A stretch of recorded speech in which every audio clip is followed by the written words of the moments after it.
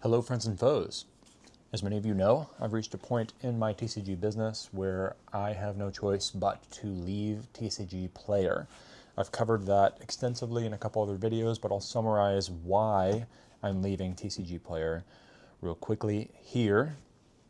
Number one, the TCG Player seller settings railroad sellers like me into shipping orders under $20 and even under $30 and stuff like that, to a certain extent, even higher value orders in untracked plain white envelopes. It's what the platform was built around. It's part of how they've positioned their direct program, and it is even down to the way that they have built the back end in how sellers can set their pricing fees, their shipping fees. All of this is set up around the idea of shipping cards untracked in plain white envelopes, and it is not 2019 anymore. And that is not really working. That compounded with the USPS problems is making it where it's just not worth it to keep selling on the platform or even to keep buying on the platform. Because what I have found as a seller is that it's even getting to a point where almost most of my plain white envelope orders are disappearing after I send them out. And some people have said, oh, I must be shipping the cards wrong. No, I haven't changed anything. I'm following all the best practices, and I'm doing everything the same way that I did for the 2,000 orders that I've shipped out that arrived just fine. So my shipping methods have not changed, but the USPS success rate has changed, and the TCG Player backend settings have not changed. So with a lower USPS success rate and more missing packages, that means that I am just throwing money away every time that I ship an order out in a plain white envelope. And I'm tired of doing that. Also, on the buyer side, like, it's not just happening to me as a seller. The idea that a lot of people throw around is that it's maybe theft or like it's scams, like people are, and there's probably a higher volume of scammers and theft on TCG Player specifically because the buyers know that they can get free cards by buying on TCG Player. However, I don't think it's just that, because I have ordered a lot of cards on TCG Player recently, and most of them don't show up. And I don't think that the reason for that is that all these sellers are not shipping the cards out. I think that happens sometimes, but I don't think that's all the time. So I don't think all of my orders that I ship out are getting stolen, at least not by the buyers. And I don't think that all the orders that I've placed are just not getting shipped out. So that means some number of those orders are either genuinely getting lost in USPS custody, and national headlines and a testimony before Congress by the postmaster seem to point to that being largely the case, is that stuff's just disappearing in the mail. And I have, as I've done digging, there's likely some theft happening in the mail flow. Does it mean that they're all getting stolen by mail clerks? Certainly not, but some percentage of cards are certainly getting stolen in the mail flow. And that means that one of the best solutions would be to offer, to more strongly support shipping all trading cards as tracked packages, but TCG Player does not have a system that really allows that. And so that means as a seller, I can't sell on there safely because I'm just losing money. And as a buyer, I can't buy there with confidence because I'm just going to be out the money for a while, and then the cards won't show up, and then I'll finally be able to request a refund, and a month will have passed and I won't have the cards, but sure, I'll get my money back. But still, it's not a great experience when I can just go just about anywhere else at this point and actually get the cards that I ordered. Number two, number three, or number two here, beyond shipping issues, buying and selling kind of sucks on TCG Player. The platform, everything about it is old And Janky, the app, is a very poor experience when I'm trying to add stuff to my cart and browse listings and browse a seller's store. If I'm trying to filter and find stuff from a specific artist, or filter for reverse holos, or stuff like that, it's a janky, painful buying experience that people really only go through because they don't know, until rather they find out about other better options for them. And so as a buyer, now that I am learning that there's starting to be many other ways for me to buy cards where the buying experience is much smoother, less painful, less annoying. I am not as interested in even placing orders on TCG Player. And then, of course, as the seller, understanding that the buying experience is poor on the platform, and then seeing the back end and how everything, how messages are handled, how orders are handled, how everything on the back end is structured also is pretty janky. Doesn't work very well. Mass price is very limited.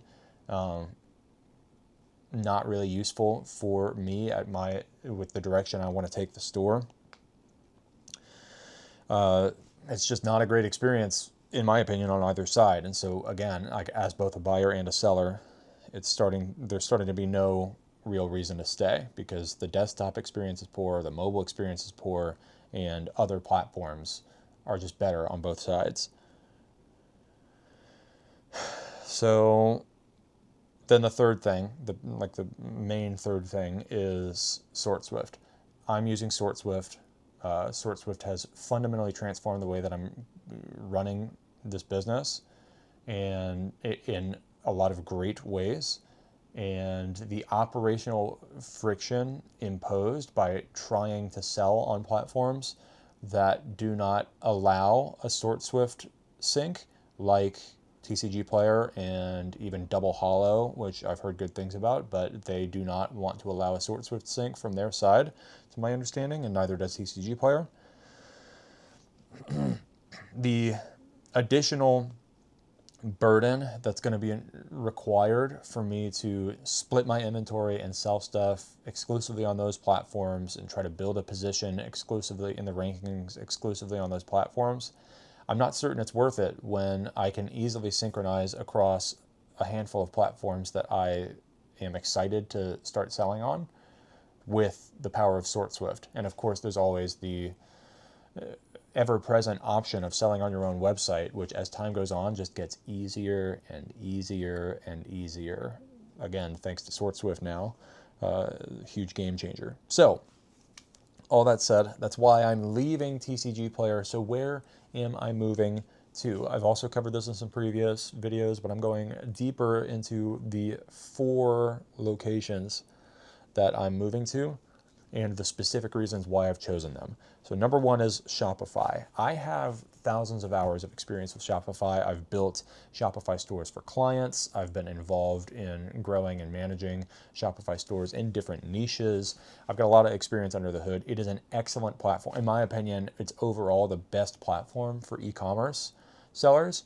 And there is a bit of a learning curve there, but once you get an understanding of it, it's got just about all the tools you need just built into it. And then anything that isn't built in, there's a good chance that an app developer has made something to support it.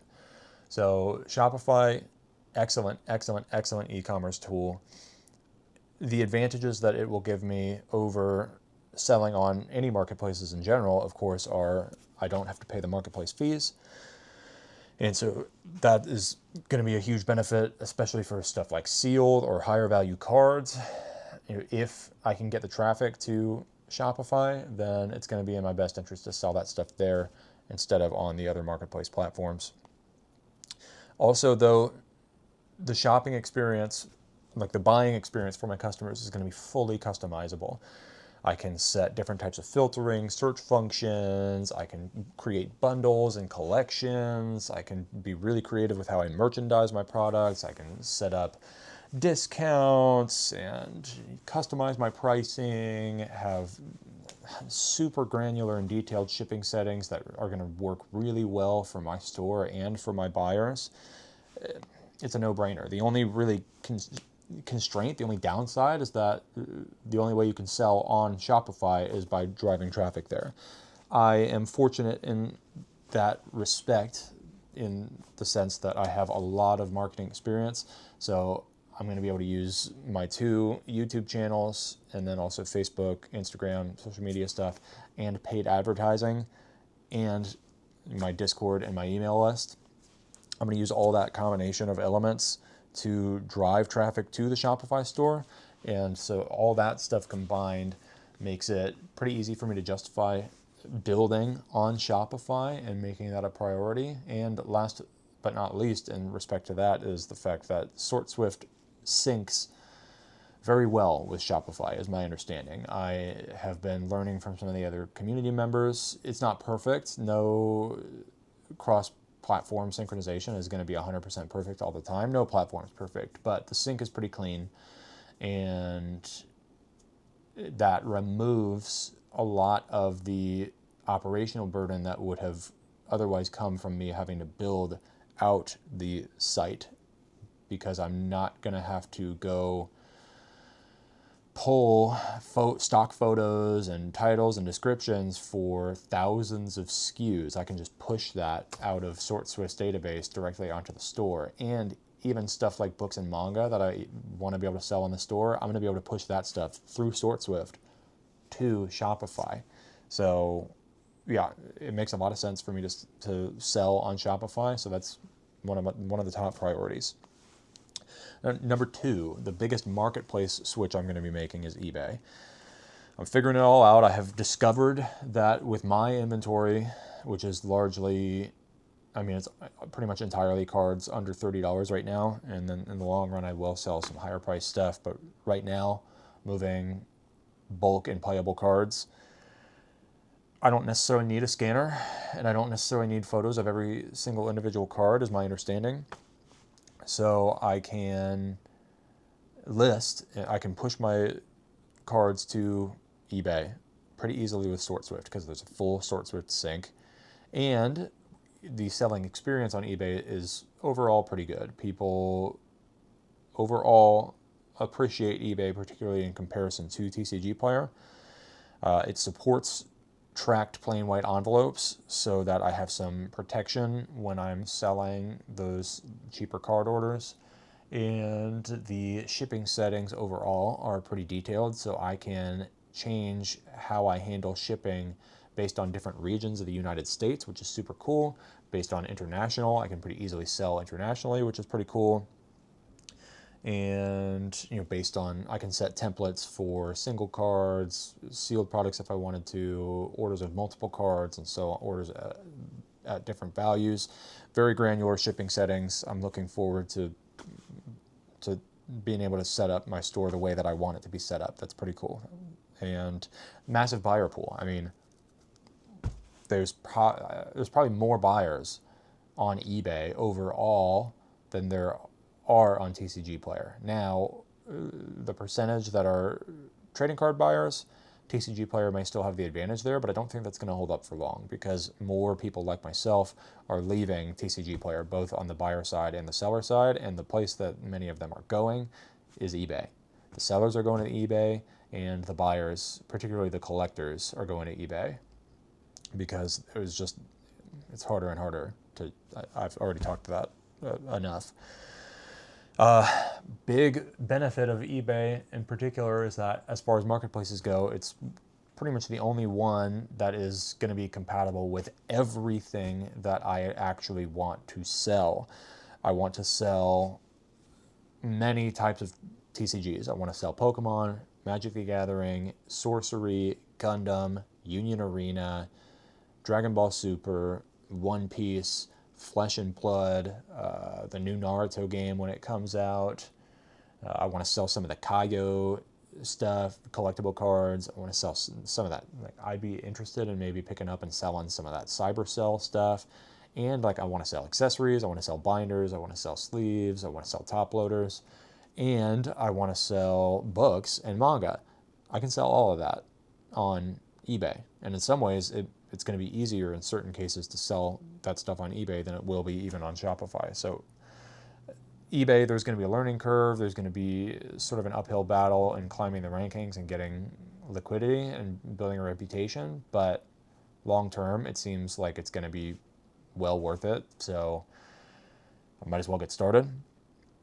Also, the cool thing about eBay is that it's not entirely a race to the bottom when it comes to pricing and stuff. There are advantages I can give myself as a professional marketer when it comes to packaging and presentation, how the photos that I add, the persuasion levers that I pull in the copywriting, so return on investment, cost of inaction, cost of alternatives, and so on, how I do my pricing, how I set up bundling and coupons and stuff like that, my reputation and my listing velocity. There's a lot of stuff that I can do to give myself advantages in the algorithm without having to just default to having the lowest price. So that's pretty cool too.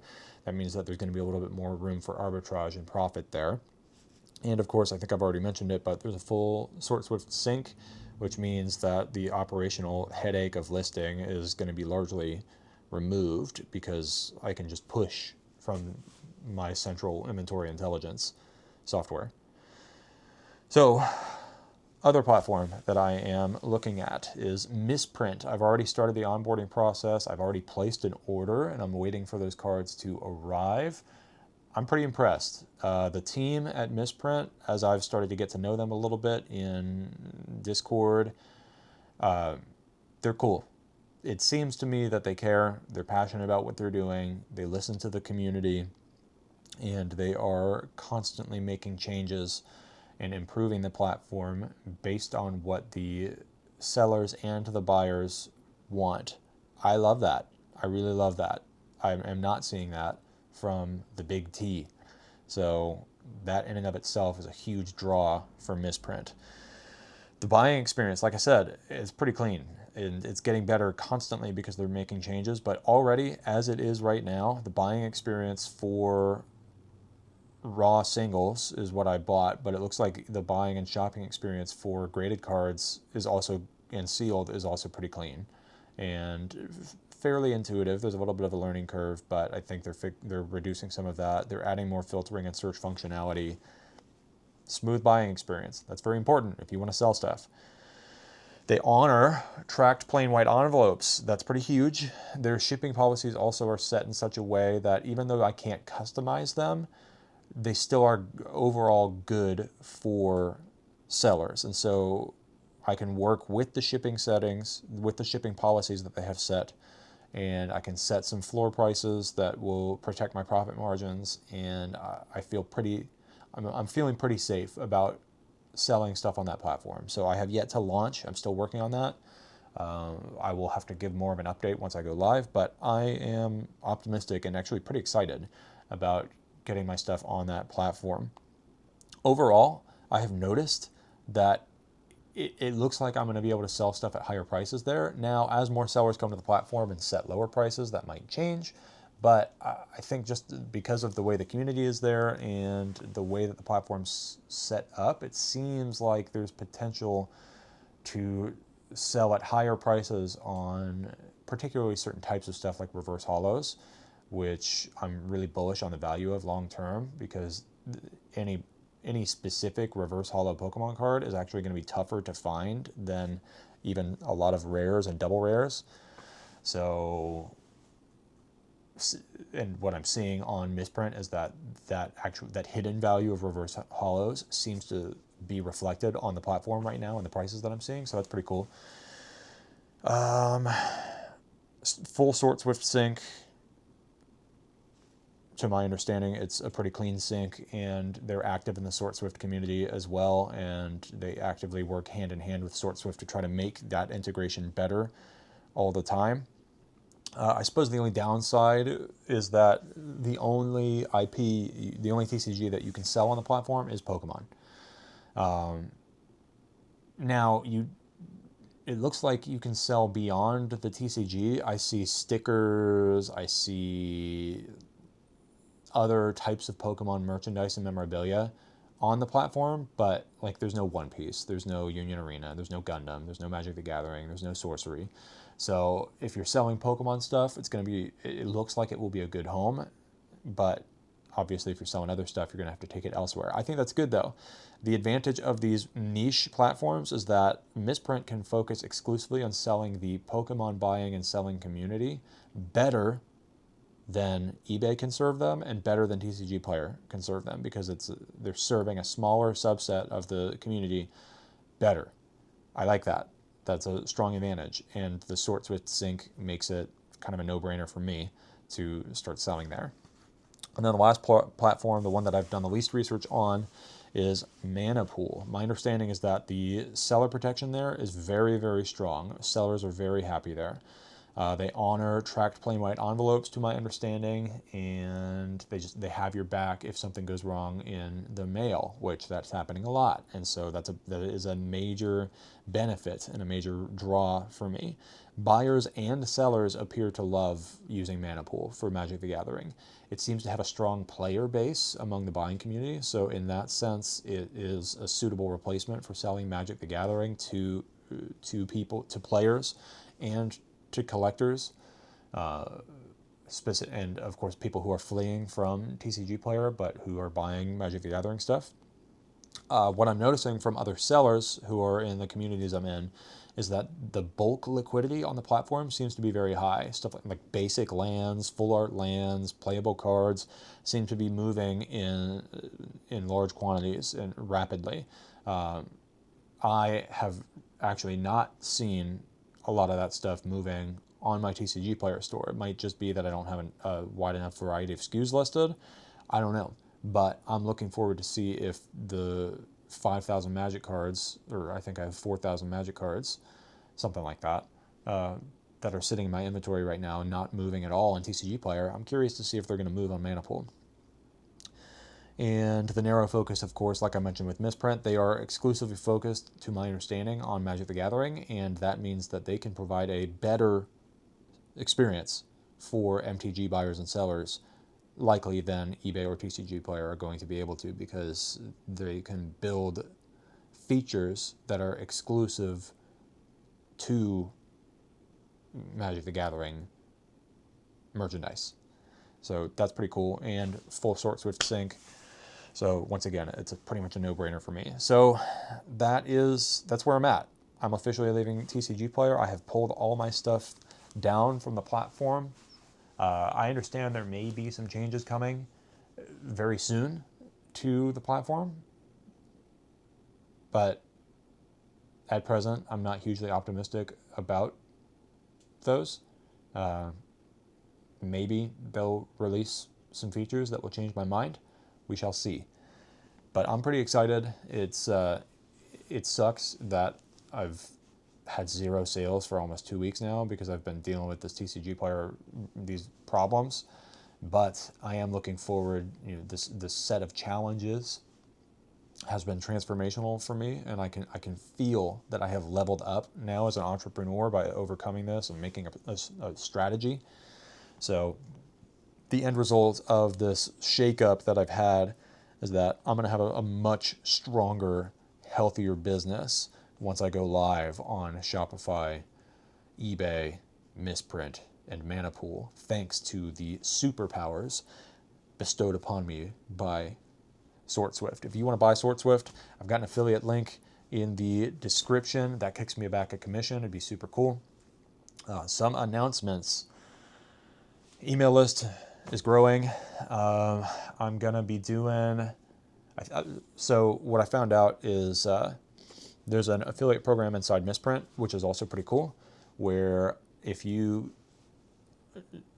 join Misprint through my affiliate link, which I will drop below, you will get free store credit that you can spend on the Misprint platform to buy from anybody, not just from me. And I also will get free store credit when you register through my link. And so what I think I'm going to do is anybody who registers through my Misprint link and gets store credit, of course, I'm going to get store credit. I'm going to spend that Misprint store credit on cards on Misprint, and I'm going to prioritize sellers in my Discord community who tell me, hey, I've gone live on Misprint, here's my store link. What I think I want to do is I want to take the store credit that I earn and spend it in the stores owned by my community members to then get cards that I can use for giveaways on the channel. So if you want to participate in that, then join Misprint through the link, the affiliate link that I'm going to drop below, and then join my Discord and share your store so that I can buy Pokemon cards from you. And then of course, join the email list, my email list, for giveaway announcements when those come out in the future. Like I said, I'm planning to launch giveaways once I hit 100 email subscribers, but if this Misprint thing takes off, I might do it sooner just because it sounds like a lot of fun. So you can join the email list by visiting list.getdkc.com. Again, that is list.getdkc.com. And you can join Misprint by clicking my affiliate link in the description below. And you can join my Discord, which has been growing. It's still in beta, so it's invite and request only. But if you want to join my Discord, then just go to my website, scroll down to the bottom, send me an email that says, hey, I would like to join your Discord. Or if we're in the Discord community together, like if you see me in another server, then just add me, send me a DM and say, hey, I wanted to join this. I wanted to join your server. That'll work too. Just let me know somehow. Somehow let me know that you want to join the Discord, and I will send you the invite link. And then lastly, keep an eye on www.getdkc.com. I will be having some cardboard going live there soon. Thanks for watching, y'all. And last but not least, keep dreaming, keep hustling, keep pursuing your great vision, keep growing, because when you get better, the world gets better. Peace.